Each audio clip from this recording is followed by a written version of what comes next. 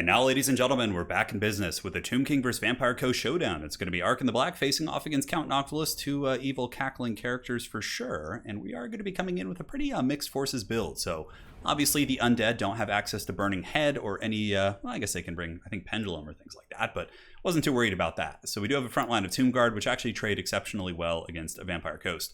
They do good against pretty much everything with the exception of maybe Depth Guard, and I'm not sure how they would trade head-to-head with Sirens, but overall, I feel like they have silver shields, they give you good staying power, and they get the job done. So 4 Skeleton Archers in the back, just going for a very wide build, and protecting said Archers with the Carrion up in the sky, as well as the Nehekara Horseman. So, you know, I don't necessarily have to swarm his flanks if he doesn't have like a gun line. Using the Horseman defensively will probably be the preferred option based on what I'm seeing in his build.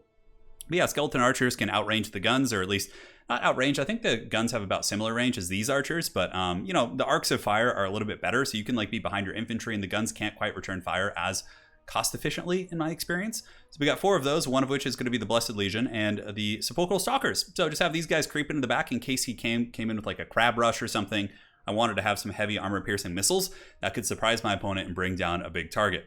We got the Ark in the Black here with double skeleton chariots looking to swarm on the edges of this vampiric formation. Looking to maybe feast on some scurvy dogs. And I feel like ever since the last patch, the skeleton chariots are quite a bit better. I think all chariots kind of got like a shadow buff. And that is it for my army. So for my opponent, he's got a front line of halberds, Noctilus, double gunnery white. So looking to give powder to his bomber bats and or each other. A single big angry rotting Leviathan, double sirens, one on each edge. And they're always tough to bring down. Granted, I do have magic damage via Ark in the Black. So I'm well equipped to deal with them for sure. The Spirit Leeches and just kind of hammering them with chariots should potentially be okay.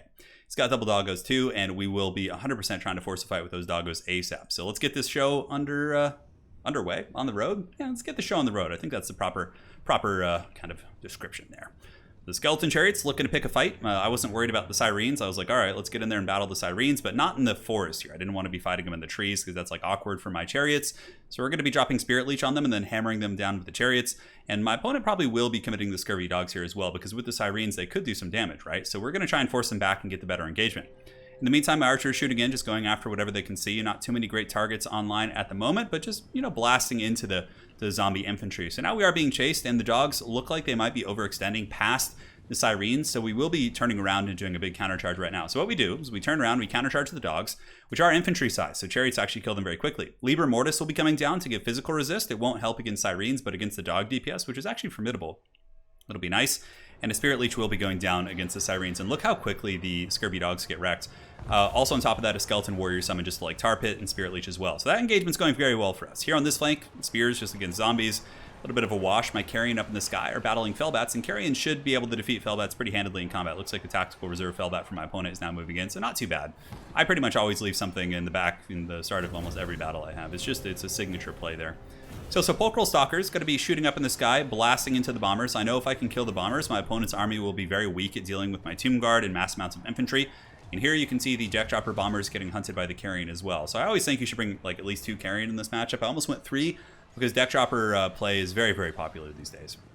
So Fellbats do dive on top of my poor archers. Nehekara Horsemen, unfortunately, a little bit of a missed micro on my part. I do end up going after the Leviathan, trying to hold it in place, therefore letting my archers get harassed and these skeletons sitting a little bit idle. But I was very busy on this side, and you can see the Spirit Leech did some good damage to the Sirens. We took out the Scurvy Dogs, and now the Chariots will be screaming into the Zombos here. And yeah, quite happy with this. Look how quickly they just take apart the zombies. So they're going to be going on their award tour. A Tribe Called Quest would be proud, moving across and getting some work in against these zombie pride deckhand mobs, and yeah, just trying to clean up whatever scraps I can, because every one of these engagements I win is really nice, right? Then I can move them across and have them do more work. Unfortunately, the Leviathan has a hard-on here for my poor Sepulchral Stalkers. They're taking some big damage. I thought about staying and fighting, but I was like, let's pull the Leviathan away from the battle and, you know, just try and shoot him with a bunch of my skeleton archers, which I believe the Blessed Legion is still online. Yeah, they're still functional, so. But I mean, they have so much armor, it doesn't really matter. The thing has like 150 armor, so, you know, doing a little bit of damage here is cute, but it doesn't really do a whole lot. So ARKHAN thinking about getting his hands dirty, just trying to obstruct the Leviathan or just bait him, you know, see if he was interested in this cultural exchange here between the two undead friends. But, you know, nonetheless, ARKHAN's going to be running away, and the Leviathan will be surging into my archers, while the Sepulchral Stalkers are now back online with the Carrion, and the Stalkers are going to be unleashing their armor-piercing shots up into the big Crabbo. And it hits pretty hard. I mean, it's certainly not bad. It's better against, like, cavalry. I've noticed it's not quite as much damage against SEMs, but you can see it adds up. It gets in there, and hopefully they'll keep shooting. They have some very weird obstruction issues.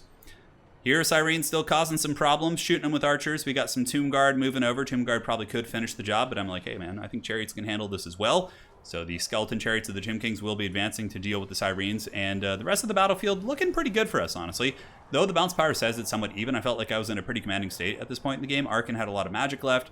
The Cyrenes here are just going to get shreked by the Chariots, although a nice maneuver from my opponent here. He's able to like disengage, move around, and get on top of the archers to prevent that. But ARKHAN has Spirit Leech. Spirit Leech, of course, will do some substantial damage, and the Chariots are also now in here. And, you know, one of the best ways to kill Cyrenes is to crumble their leadership. So if you can, like, surround them, too, or any ethereal unit, for that matter, will suffer that same fate. So Stalker's still blasting. You can see the big Crabos getting a little bit lower. The two Gunnery Wights on foot, taking pot shots downtown at my Sepulchral Stalkers, with the Wraithstorm from Noctilus also doing some good damage. And that makes sense now. I was wondering why they were taking so much. Really unfortunate for my opponent here, though. He stacked the other Gunnery Wight behind this one. It's a very easy mistake to make, so basically one of them wasn't shooting. But the Carrion will be coming in to distract them. And the Sepulchral Stalkers, I think at this point in the battle, we do decide to commit to the big crab, although Cyrene's able to finish off my damn archers. And yeah, now the Invocation coming in, they're going to be tough to kill. So the Cyrene staying power, very, very effective. I mean, look how much I have to commit, and like even still, they kill the archers and do some damage against the Chariots. I think Cyrenes are probably one of the best units on the Coast roster. I see a lot of builds, you know, factions that don't essentially have like consistent magic usage outside of their casters. I think Cyrenes are going to be really good.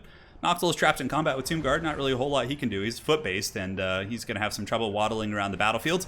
In the meantime here, the two Gunnery Wights are, you know, they got their cutlasses out, but they are taking anti-infantry damage from the Chariots, so I just need to refresh the charge bonus, and the Carrion also have them pinned in place. And the big Crabo is continuing to stabbo back here as it does go after the Sepulchral Stalkers. ARKHAN the Black dropping another Spirit Leech here on these Cyrenes, and hopefully the Nehekar Horseman plus ARKHAN himself, who I'm surprised he doesn't do magic damage. I mean, he's literally wielding some like Tomb Blade of Chaos or some shit.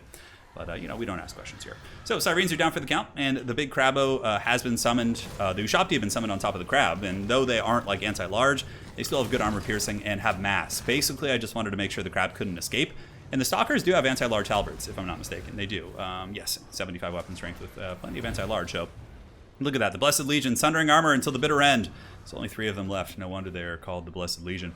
So up here on the high ground, you can see the two Gunnery Wights in the danger zone for sure. These guys are getting rode down. Tomb Guard moving in. Tomb Guard all across the battlefield, honestly, doing really well. Like, these guys are still occupying Count Noctilus, but it's looking like it's going to be pretty grim bones here for the forces of the Vampire Coast as the big Crab tries to get back to its homies, and we just keep cycle charging the Gunnery Wights. I think Spirit Leech going down on the Gunnery Wight. Yes, yes, indeed. That will probably lead to his demise. And the Hard Knock Life making his way downtown. Making my way downtown. Good scabs greats. But you can see here that the Coast Infantry characters are going to be getting melted. ARKHAN finishes off that one. And now it's basically just a grind fest to finish off, you know, Count Noctilus, which is very, very common. The Crab goes down. And yeah, I honestly like that build quite a bit. I think the biggest mistake my opponent made that probably, you know, it didn't necessarily cost him the game outright, but it made it much harder for him, was losing the 2 dogs early. Like, those dogs battling the Chariots with Cyrene support, Chariots kill like Hound models so fast. So I think that was the biggest mistake, was taking that engagement. I think if the Hounds had been used more in the center of his formation, and when there was like an opening, they charge up and like get on my skeletons or things like that, it could have been a lot better, because my archers got to function for quite some time. Tomb Guard 600, 900, 1300. I mean, Tomb Guard had a great performance. Sepulchral Stalkers up to 12. They paid for themselves just about. And the Chariots were also pretty exceptional. So overall, I like this build. I think it was good. Maybe I would like to find a way to get one more Carrion, cut 1 Skeleton Archer, just go down to 3. It felt a little bit excessive and also a lot to protect. So maybe I would just cut 1 and do that switch up. But overall, I think it has good answers for wide gunline builds, and also it's okay against monsters. Stalker, you know, I like the idea of replacing it with an Ushapti Great Bow to kill monsters. It'd be more effective. But the thing is, if they go Cannon Coast, then your Ushapti Great Bow just dies. So I don't know. Got to think about that. So my opponent, I can't read his name. That's his clan name, but I believe his name is in a different language. Unfortunately, it's not showing up, but very well played, you, man. It was a fun game. But yeah, I think the big thing was just the dogs and also the bomber bats. Like, that's a lot of resources to just lose out of the gates and accrue almost no value with. But I think if you want to go bomber bats, you probably have to like go bring more to protect them, because Carrion will be mega common in this matchup. So maybe like you get like a Luther Harkin, a single Gunnery Wight type character, and then you can dominate the sky. And if the bomber bats are able to fire the whole game with extra, like even 1 extra powder going, you're going to be in some trouble. All right, well played. Hopefully you guys enjoyed. We'll see you next time, and that is it for now. Cheers.